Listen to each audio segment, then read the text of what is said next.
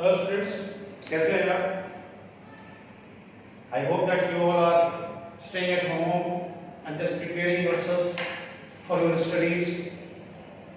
Once the school will open, be ready for examinations and other academic works. So meanwhile, till we are at home, we will try to just do our duties. Duty is to perform our work. That is, for me, my work is to teach you, and for you, you have to go with your studies, and proper study is the key for success. This is the time when you have to prepare yourself. Don't think that once the school will reopen, then I will start. No, you will be left behind. This is the precious time that you have got. During this period of time, just prepare yourself. You are having enough time. Prepare your timetable. Just try to go with the time management. Take your elders' help in that particular time management. Use the experience of your elders and just go accordingly. Slow and steady wins the race. Always remember. Never think that you can't do. Always think that you can do. This is the basic difference between the failures and the tops. Positive thinking and utilization that time. So now going to start the topic. Today we are going to just complete this particular topic. Few topics are left related to agriculture. In earlier class, what we have discussed? We have discussed about the major crops that are grown in India. We have gone through how different crops are grown in different parts of the India and the region behind. Since India is having diverse climatic and physical conditions, due to that, variety of crops can be grown in India.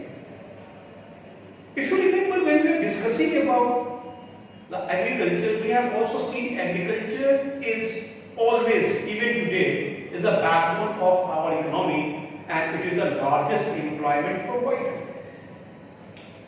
Now, in this scenario, there is a great need, urgent need, that agriculture should cope with the new conditions that are emerging up. What are those new conditions? Growing population needs more and more food crops. Growing population needs a variety of goods, and for that also, agriculture have to produce those raw material for agro-based industries. Since we have seen that agriculture is having tremendous pressure of growing population. More than 60-70% population still depend on agriculture. But what we have seen? We have seen the contradiction. The contribution of agriculture sector in GDP is nearly 14-15%. But population that depends upon agriculture and related activities, it is nearly 60-70%. That is the contradiction and great concern. So there is an urgent need to just go for reforms. Actually, in India, even today, in remote areas, farmers are still following the traditional method of agriculture, including using bullock cart, using plough made up of wood, and the Persian wheel for the purpose of agriculture. So there is an urgent need to replace such kind of technology, mindset.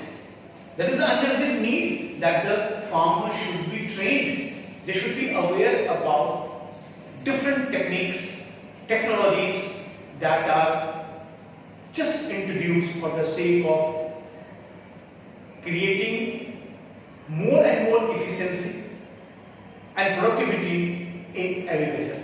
Today, we are going to discuss about those reforms. Reforms can be grouped into two categories. For the purpose of convenience, we are dividing those reforms in two heads. Actually, if you see, both the groups and both the categories of reforms are just interrelated and interdependent. But for the sake of our convenience, we have just divided on the basis of their characteristics. So let's start. What are those reforms? Before that, what is the meaning of reforms? Reforms. Reforms means just viewing it again for the sake of improvement. Reforms just refers to an act of changing the things according to the needs to create more and more efficiency. That is reforms. So today we are going to discuss about agricultural reforms. These reforms can be seen in two categories, as I said. One is technological reforms, related to techniques, related to technology. As the time passes, now new technologies are present.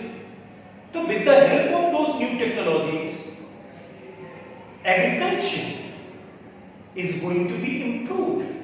See, what are those new things that we can do? New techniques of irrigations in place of Persian. Now we are having a number of different mode of irrigation methods that is not only very much efficient in terms of just conserving the water, means less water is used for the purpose of irrigation, less time is required, and labor force is also required at lower side, means less labor force is also required, means कम खर्च में आप आज के समय में new technology से आप अच्छी इरिगेशन, जैसे आपने सुना होगा ड्रिप इरिगेशन, ये क्या है? This is the new technology. Next one, tractors and plow, means as I have said, traditionally farmers are still following the traditional methods. So now there is a time to go for change using modern machines. This is also the part of technology. With the help of tractors, within the less time, large farms can be just plowed. Use of iron plow enabled farmers to just put deep inside the earth to their plow so that the soil can be just come on the upper side very easily, and the durability is there. So it improves the productivity of the farm. Yes, there is some consequences. What are those consequences? Since land holdings are smaller, so due to that, using tractors sometimes become very much trouble. Means small farmers cannot use tractors. So we will see how government is going to deal with such kind of problem. But nowadays, whatever circumstances is there, now farmers are also trying to just go with the tractors. For that, government is also giving subsidies that we will discuss about when we are discussing about institutional reforms. Over there we will discuss. Now, using fertilizers. As far as chemical fertilizers are concerned, it should not be used unjudiciously. It should be used rationally. Means जहाँ जरूरत हो, जितना जरूरत हो उतना ही इस्तेमाल करेंगे. आपने देखा है कि केमिकल फर्टिलाइजर के अत्यधिक इस्तेमाल से लाभ की बजाय नुकसान होने की संभावना ज्यादा होती है. ये अल्टीमेटली मिट्टी की फर्टिलिटी को खत्म कर देती है. लालच में कि अधिक प्रोडक्टिविटी हम पा सकते हैं, कुछ साल, 3 साल, 4 साल, 5 साल तक आप अच्छी फसल ले पाओगे, बट अल्टीमेटली ये केमिकल फर्टिलाइजर्स हैं, केमिकल्स कभी भी स्वास्थ्य के लिए अच्छे नहीं होते और वो मिट्टी की फर्टिलिटी को भी बर्बाद कर देते हैं. ये फर्टिलाइजर्स वाटर के साथ सीप करके पेनिट्रेट कर जाते हैं और ये कंटामिनेट कर देते हैं हमारे अंडरग्राउंड वाटर। ये पानी के वर्षा के जल में घुल करके ये नदियों में चले जाते हैं, नदियों के जल को भी प्रदूषित कर देते हैं। तो chemical fertilisers must be used irrationally. Irrationally must not be used. In place of chemical fertilizers, we will go with the manuals. We can also go with the traditional fertilizers that is made with herbs. That we can do. But over here, chemical fertilizers must be avoided if possible. Next, quality seed. Nowadays, with the help of the new technology, that is genetic engineering. Genetic engineering enables us to just modify the genes of a seed. जिससे क्या होगा, उस पौधे की क्षमता को, resistivity को हम बढ़ा सकते हैं। जहां तक बीमारी से लड़ने की बात है, कोई कीड़ा उस पर असर नहीं करेगा, कम पानी में भी वो पौधे हो सके। इस प्रकार से हमारे प्रयास, वैज्ञानिकों के प्रयास हुए हैं और जेनेटिकली मॉडिफाइड सीड्स भी यूज हो रहे हैं। तो ये एक तरीका हो सकता है। हाँ, जेनेटिकली मॉडिफाइड सीड्स के भी कुछ कॉन्सिक्वेंसेस हैं, जैसे ये काफी महंगे होते हैं, इसमें कुछ ऐसे भी बैरियर्स लगे हुए हैं, इस सीड का दोबारा इस्तेमाल आप नहीं कर सकते हैं। हमारे ट्रेडिशनली इंडियन फार्मर्स में क्या है कि वो अपनी उपज का एक हिस्सा बीज के रूप में यूज करने के लिए रख लेते हैं, जिसका इस्तेमाल वो अगली बार करना चाहते हैं। तो ये कुछ कॉन्सिक्वेंसेस हैं, but these are the new technology and we have to adopt it, coop it, and gradually we have to change it as per our needs, and that is going on. For the sake of these technological reforms, government has established a number of research institutes that we will discuss in institutional reforms. So a number of things are there. You may think and you can write whatever you find that it is comes under the technological reforms. Next one.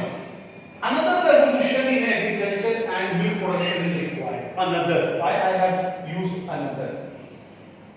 Do you remember about the Green Revolution? Green Revolution has been introduced in India to make India self-sufficient in terms of agricultural production. With the help of modern means of technology, irrigation method, HYB seeds, using fertilizers, we have just changed the face of Indian agriculture. But nowadays, we are feeling for another green revolution. That green revolution that was started during the 80s, that is nowadays it's not very much useful.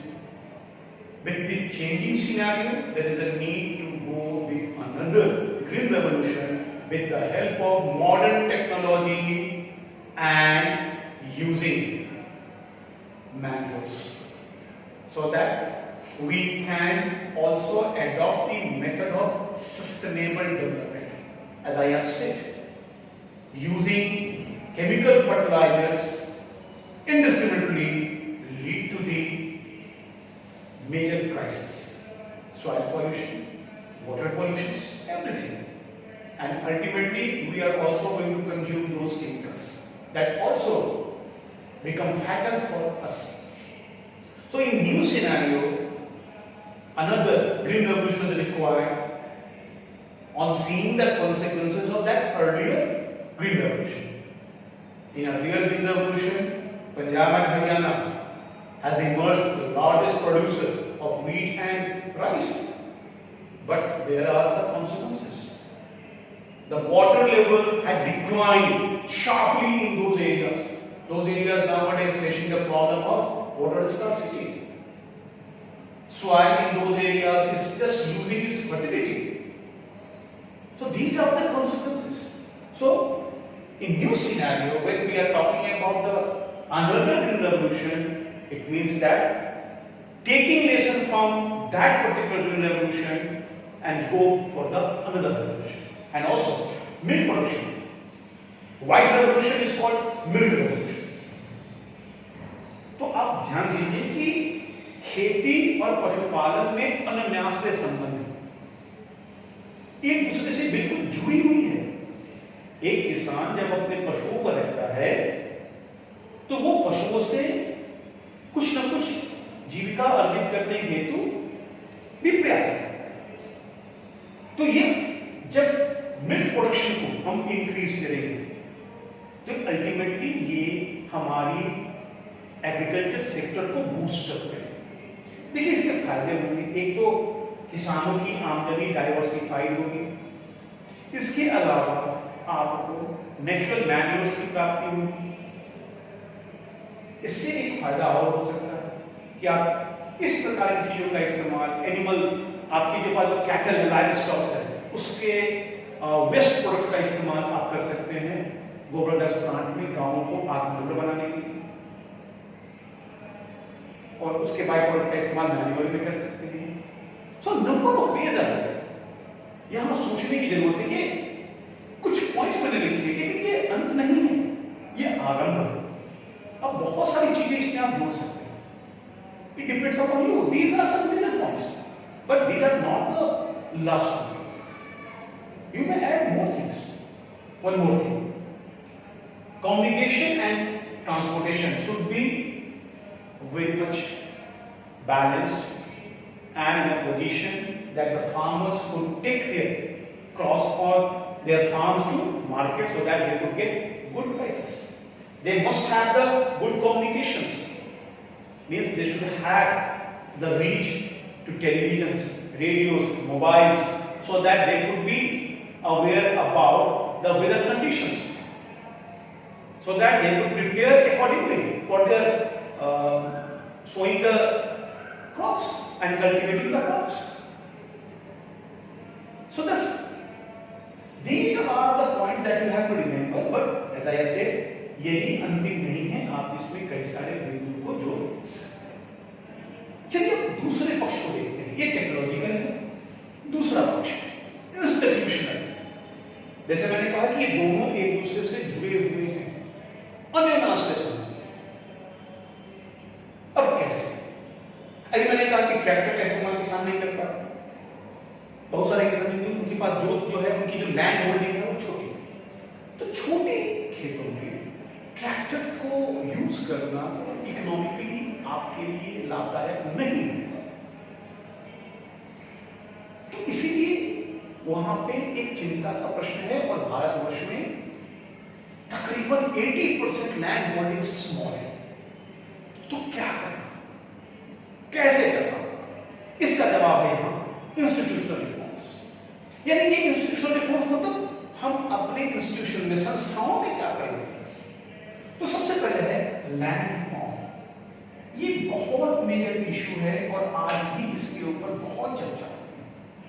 देखिए land reforms को समझने से पहले आप ध्यान दीजिएगा, ये भूमि सुधार क्या है, सुधार की आवश्यकता क्यों महसूस है। As you remember, we were having a long history of zamindari system, where zamindars were having large holdings on which there were hiring agricultural laborers. Those do not have their land on land or having a small piece of land, they were hired as a peasants and they were doing cultivation. तो यहाँ पे क्या था कि बड़े बड़े लोगों के हाथों में, जमींदारों का बड़ा जमीन का टुकड़ा, तो जिससे वो खेती दूसरों से करवाते थे। तो after independence zamindari system had been abolished. तो गवर्नमेंट ने क्या किया, जमींदारी सिस्टम को एबॉलिश करने के बाद government has just adopted the policy कि जमीन की सीलिंग है। सीलिंग का मतलब होता है कि उन्होंने तय किया कि कोई भी व्यक्ति एक निश्चित सीमा से अधिक जमीन नहीं रख सकता है, खेती है जमीन, और जिसके पास उससे अधिक जमीन है वो उन जमीनों को सरकार लेकर के वो भूमिहीन किसानों को देगी। एक ये बात।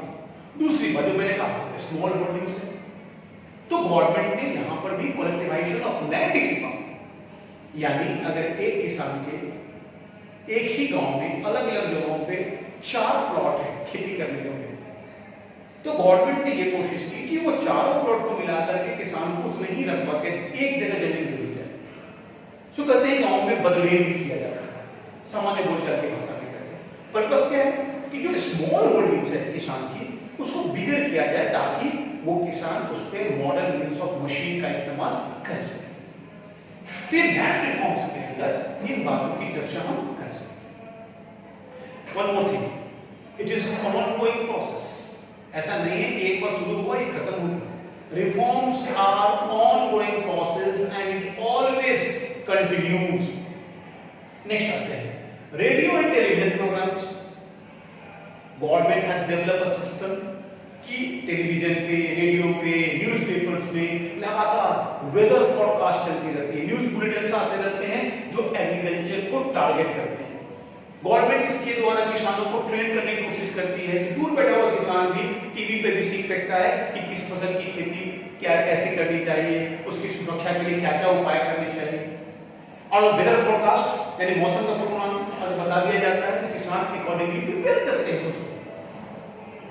तो ये भी एक चीज है। और इसी के साथ साथ गवर्नमेंट ने बहुत सारे रिसर्च इंस्टीट्यूट्स बना रखे हैं जहां पे खेती को लेकर के, उससे संबंधित बीमारियों को लेकर के, नए नए बीजों के प्रकार को लेकर के रिसर्च होती रहती है। एग्रीकल्चर कॉलेजेस हैं जहां पे एजुकेशन दी जाती है एग्रीकल्चर के सिस्टम, और ये प्रोफेशनल्स होते हैं जिसको आप कह सकते हैं कृषि वैज्ञानिक, या आप ये कह सकते हैं कि ये डॉक्टर होते हैं, फसलों के डॉक्टर, ये उसकी बीमारियों का इलाज करते हैं। ये है आपका इंस्टीट्यूशनल रिफॉर्म्स। देखिए एक तरफ टेक्नोलॉजी आई, दूसरी तरफ आप स्किल डेवलप कर रहे हो। यही होता है रिसोर्स मैनेजमेंट। अब फिर आगे देखते हैं क्रॉप इंश्योरेंस, बहुत जरूरी।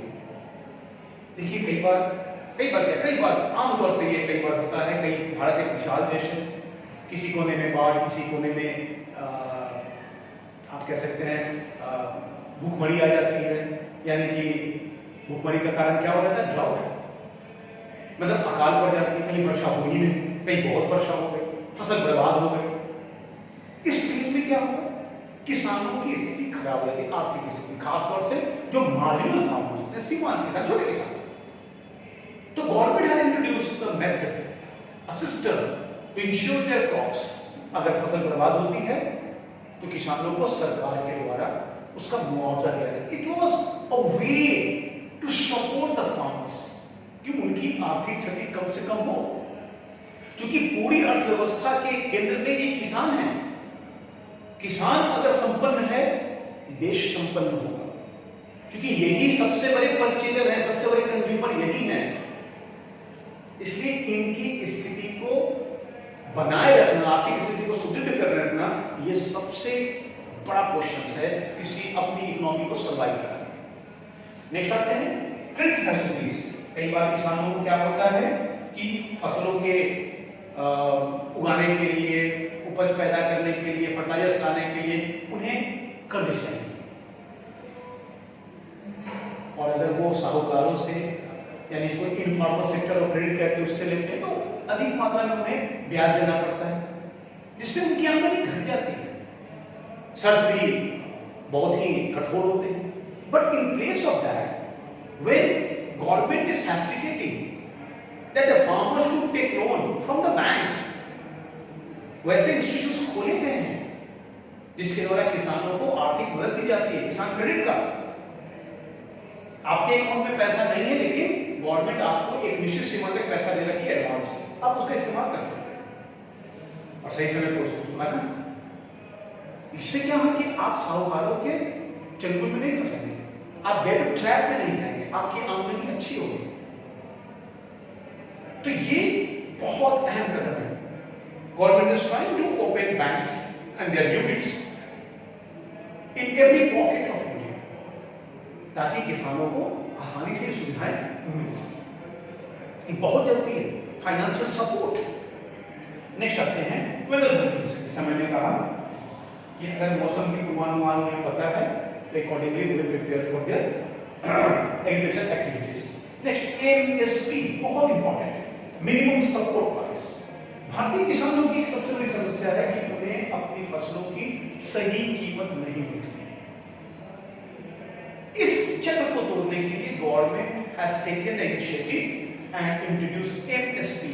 हर वर्ष एक एग्रीकल्चर ईयर के शुरू होने के साथ ही गवर्नमेंट अनाउंस करती है मिनिमम सपोर्ट प्राइस का, जिसके द्वारा गवर्नमेंट इंश्योर करती है कि किसानों के विभिन्न फसलों के मूल्य मिनिमम यानी कम से कम इतने होंगे, इतने उन्हें मिलेंगे। It was a kind of assurance that a farmer could get that much of price for his or her production। तो इससे क्या हुआ कि गवर्नमेंट ने एक बेस प्राइस तय कर दी। अब farmers are very much aware about that कि सरकार के द्वारा, उनकी एजेंसियों के द्वारा, जैसे FCI, Food Corporation of India, ये अनाजों को खरीदती है, किसानों से खरीदती है, तो ये उतनी कीमत पे उनके अनाज जरूर खरीदते। अब now it is the wish of the farmer. If the farmer is getting more price than that MSP, they are free to sell। पर इससे क्या हुआ? उससे नीचे कोई उनके साथ बार्गेन नहीं कर सकता। MSP सुरक्षित है, उतनी उन्हें मिलनी ही मिलनी। मार्केट प्राइस इससे अधिक ही मिलेगा। So this is a way to ensure economic stability for the farmers। उनमें एक उत्साह भी पैदा होगा कि वो इन फसलों की पैदावार करें। अनिश्चितता नहीं रहे कि उनकी फसल की कीमत क्या मिलेगी, कितना मिलेगा।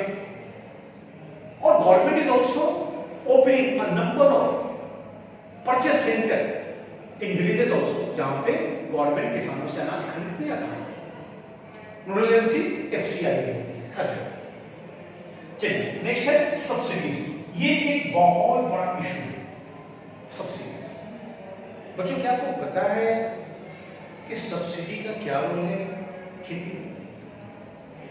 जो अनाज, अगर मान लीजिए आप अगर व्हीट फ्लोर आप इस्तेमाल करते हैं, अगर वो व्हीट फ्लोर आपको 20 रुपीज केजी मिल रही है, रियली अगर आप कैलकुलेट करें, अगर उसकी मार्केट प्राइस अगर गवर्नमेंट की सब्सिडी यानी छूट हटा दे तो उसकी कीमत 30 रुपये हो सकती है।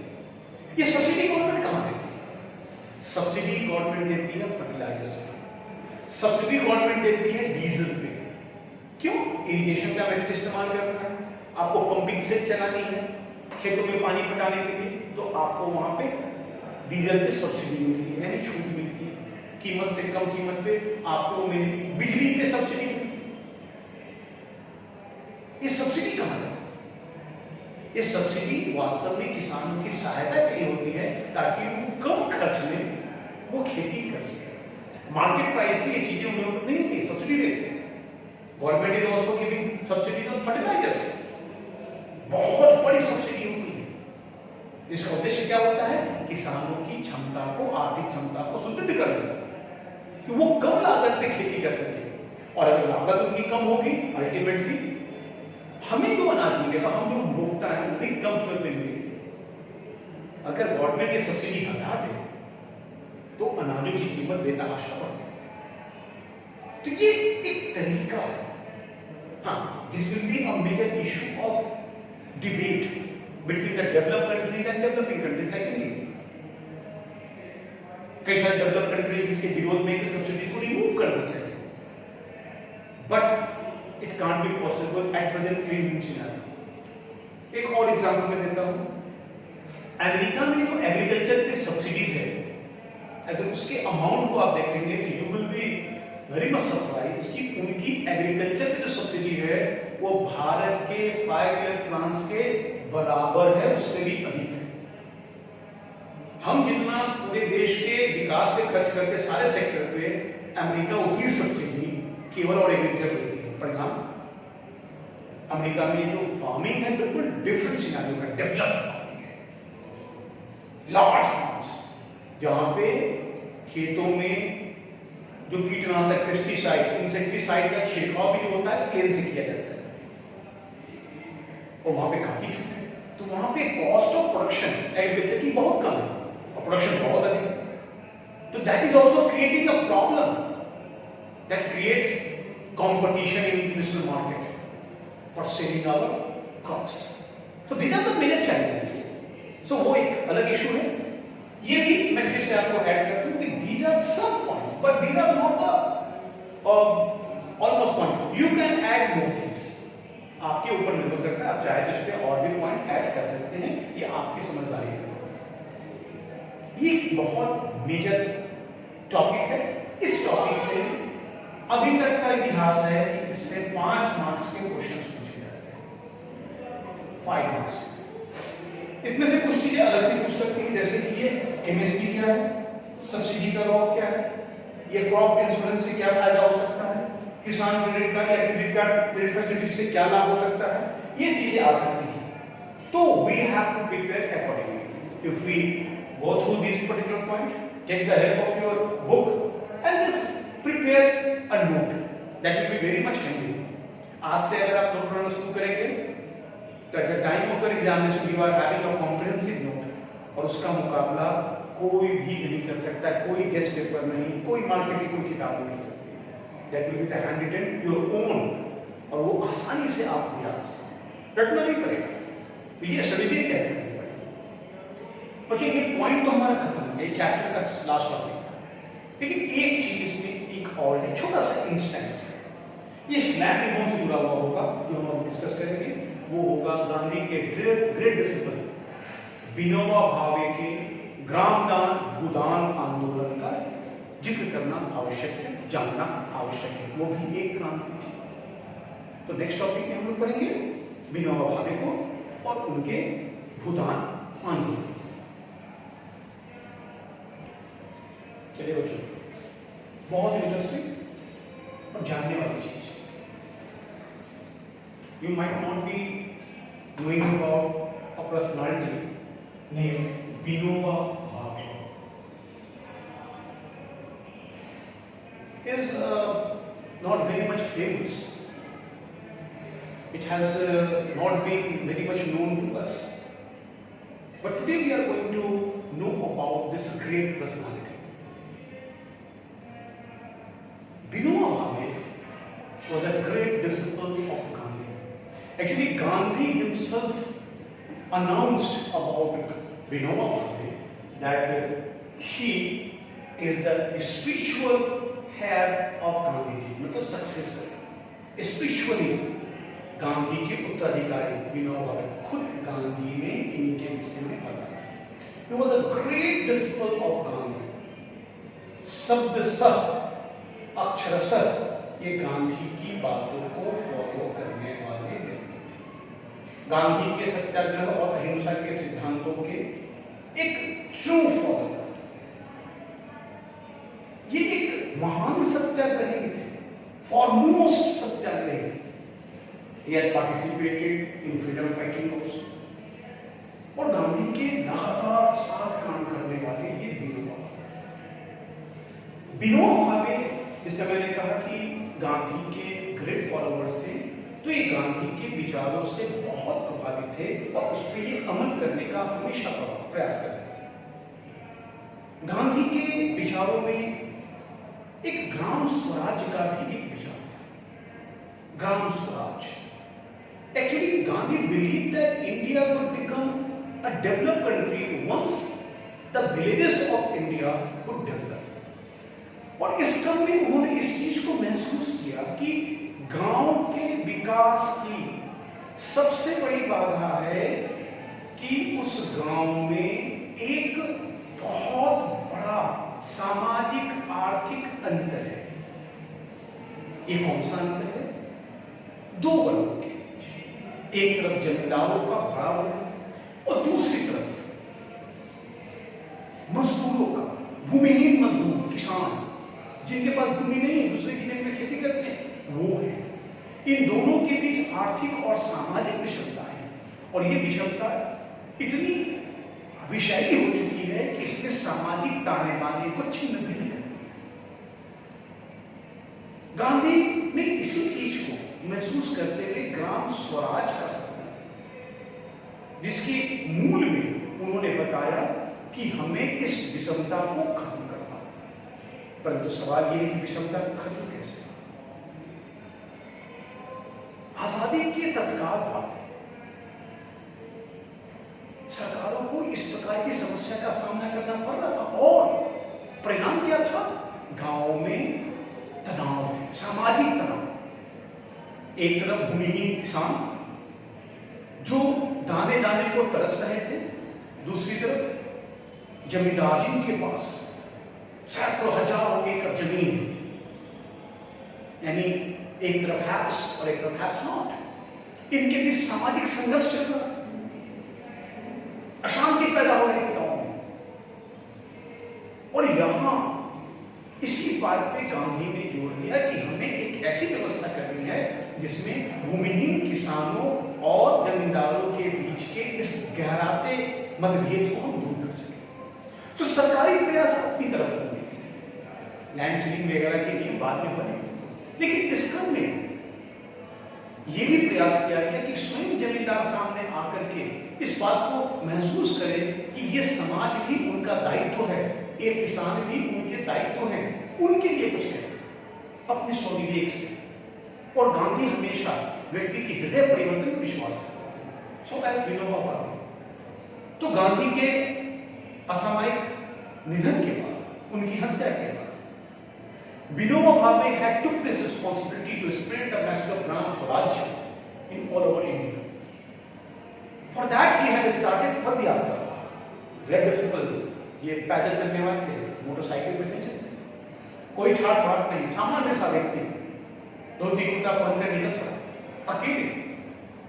और ये जगह जगह जाकर के जमींदारों के बीच, लैंडलेस किसानों के बीच इस सामाजिक आर्थिक ताने बाने को बचाने के लिए, उस तनाव को दूर करने के लिए प्रयास करते थे। इनका प्रयास था कि ये जमींदारों को इस बात के लिए सजग करें कि वो इस दायित्व को स्वीकार करें कि ये समाज उनका है और इसका उत्थान भी उनके द्वारा किया जा सकता है।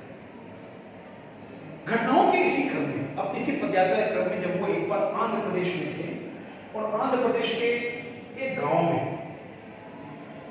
पोचमपल्ली, आंध्र प्रदेश के गांव में, जब वो जमींदारों और लैंडलेस लेबर्स, जो एग्रीकल्चर लेबर्स थे, भूमिहीन किसान, उनके बीच एक डिस्कशन में भाग ले रहे थे, उनके बीच ये अपनी बातें रख रहे थे। उन्होंने ये बात कही कि हम प्रयास कर रहे हैं और सरकार भी प्रयास करेगी, सरकार तक हम ये आवाज उठाएंगे। ये क्रम चल रहा था। इसी क्रम में अचानक, अब अद्भुत उस नजारे को कल्पना कीजिए, अचानक एक जमींदार खड़े हुए जिनका नाम था श्री रामचंद्र रेड्डी। ये खड़े होते हैं और इन्होंने उस भरी सभा में, जिसमें बहुत सारे जमींदार भी थे और ये भूमिहीन किसान, उन्होंने कहा कि मैं अपनी 80 एकड़ जमीन दान करता हूं और वो 80 लैंडलेस जो एग्रीकल्चर लेबर है, भूमिहीन कृषक मजदूर हैं, उनको बांट दी जाए। पूरी सभा में सन्नाटा था। It was a great initiative. No one was just expecting कि such kind of incident may happen. But this is the magic of that Gandhian idea of non-violence. और इस घटना के बाद, ये घटना आग की तरह, जंगल में फैली आग की तरह पूरे हिंदुस्तान में फैली। विनोबा भावे ने हिंदुस्तान के कोने कोने में पदयात्राएं की, वहां के जमींदारों से बात की, जमींदारों को कन्विंस किया और बड़ी मात्रा में भूदान, ग्राम दान, जमीन का दान जमींदारों ने किया। विनोबा भावे ने उन सारी जमीनों को, जिन जिन इलाकों की जमीन थी, उन सारे के, उन दान के पत्र को उन्होंने वहां की सरकार को सौंपा, क्योंकि ये भूमि का वितरण सरकार का कार्य है। विनोबा भावे एक सामाजिक सेवक थे, वो नहीं कर सकते थे। सरकार के द्वारा इस प्रकार के काम आरंभ हुए चरणबद्ध तरीके से। ये बहुत बड़ा परिवर्तन था। ये इस बात को दर्शाता था कि हमारे भारतवर्ष में सामाजिक समरसता आज भी कायम है। जमींदार और कृषक मजदूर दोनों एक साथ खड़े हुए, एक दूसरे के लिए खड़े हुए। यही ग्राम स्वराज का आधार, गांवों को स्वावलंबी बनाने का आधार। हाँ, इसमें बहुत सारे कठिनाइयां रही, आज भी ये समस्या है। कई बार आप चर्चा सुनते होंगे नक्सलाइट मूवमेंट। अगर नक्सलाइट मूवमेंट की जड़ की तलाश की जाए तो उसमें भी भूमि वितरण में असमानता ही समस्या है। तो ये एक मेजर इशू थी जिसे गांधी ने पहचान लिया था काफी पहले, जिसमें वो काम कर रहे थे। तो इस परिवर्तन को, इस प्रकार के भूदान को, ग्रामदान को भारत के इतिहास में ब्लडलेस रेवोल्यूशन भी कहते हैं, क्रांति। जो जमींदार ये माने जाते थे कि वो मजदूरों के, कृषक मजदूरों के खिलाफ हैं, वही जमींदार सामने आकर के उनकी सहायता के लिए, उनके संरक्षण में खड़े हुए। ये उस ग्रामीण व्यवस्था को थामने का एक महत्वपूर्ण प्रयास है, इसलिए इसको ब्लडलेस रेवोल्यूशन भी कहते हैं। अब थोड़ी कंट्राडिक्शन भी है। वर्तमान परिदृश्य क्या है? आप सवाल करेंगे सर क्या इसने इस प्रकार के अंतर को समाप्त कर दिया? प्यारे बच्चों, मुझे बहुत दुख है कि मैं बता रहा हूं कि ये ऐसा नहीं हुआ। बाद के वर्षों में वो जो जमीन दी गई सरकार के हाथों में इस दान की, उसके साथ करप्शन का खेल चला। कई जगहों पे ये सूचनाएं हैं कि वो जमीन आज भी पड़ी हुई है, ठीक से वितरित नहीं हुआ। कई जगहों पे ये भी सूचना है कि वो सारे पेपर नष्ट हो गए। कई जगहों पर ये भी सूचना आती है कि जो जमीन पहले दान में दी गई थी, बाद में उसके ऊपर किसी दबंग ने कब्जा कर लिया। आज भी सरकारों के पास, अलग अलग राज्य सरकारों के पास बड़ी संख्या में इस प्रकार की भूदान की जमीनें हैं, परंतु उसका सही वितरण नहीं हो पाता। इसके पीछे मुख्य वजह है, अगर मेरे शब्दों में सुनेंगे तो मेरी जो अपनी समझ है वो कहती है लैक ऑफ विल पावर, इच्छा शक्ति का। ये परिस्थितियां है, ये इस व्यक्ति प्रयासों का ही परिणाम था कि भारत के गांवों में एक प्रकार की शांति पैदा हो गई। इनके विषय में एक बात और मैं बताता हूं। He is the person full of character. Chambal के बीहड़, मध्य प्रदेश का इलाका चंबल का बीहड़ डाकुओं के लिए बहुत फेमस है। पुलिस भी उसमें प्रवेश करने से डरती थी। वहां ये व्यक्ति जाते हैं अकेले और उन चंबल के बीहरों में रहने वाले डाकुओं से बात करते हैं और उनको सरेंडर के लिए, आत्मसमर्पण के लिए तैयार करते हैं। इन्होंने अपने प्रयासों से चंबल के बीहरों में जो डाकुओं का आतंक था उससे समाप्त कर दिया। कई बार कुछ लोग इनकी इस कहानी की तुलना कर देते हैं वो डाकू उंगलीमाल और गौतम बुद्ध की कहानी के साथ। मैं यह तुलनात्मक अध्ययन नहीं कर रहा, क्योंकि दो अलग अलग परिस्थितियों में जन्म लिए व्यक्तियों की तुलना करना सर्वथा अनुचित है। परंतु यहां देखिए इस व्यक्ति की कैरेक्टर, विल पावर, निर्भयता, ईमानदारी, सच्चाई की ताकत, अहिंसा के ऊपर इतना कठिन विश्वास, चल पड़े। जो काम सरकारें नहीं कर सकती वो इस व्यक्ति ने कर दिया। तो चलिए बच्चों, मुझे बहुत खुशी हुई कि मुझे ये मौका मिला कि मैं विनोबा भावे के विषय में आपको बता सकूं। मैं भी इनसे प्रेरणा लेता हूं। अपना धैर्य, अपना विश्वास और अपने कर्म पे सदा यकीन रखना चाहिए। दूसरों को देख करके हमें उसमें परिवर्तन नहीं करना चाहिए। ये पथ आपका है, भविष्य आपका है, मार्ग आपका है, चुनौतियां आपको इसमें शामिल होना है। तो ये अध्याय आज यहाँ खत्म होता है। अब आपके पास बुक्स हैं, उनको आप पढ़ें। If you are having any problem you may just send your queries to us. We will try our level best to give the answers of your queries. Thank you.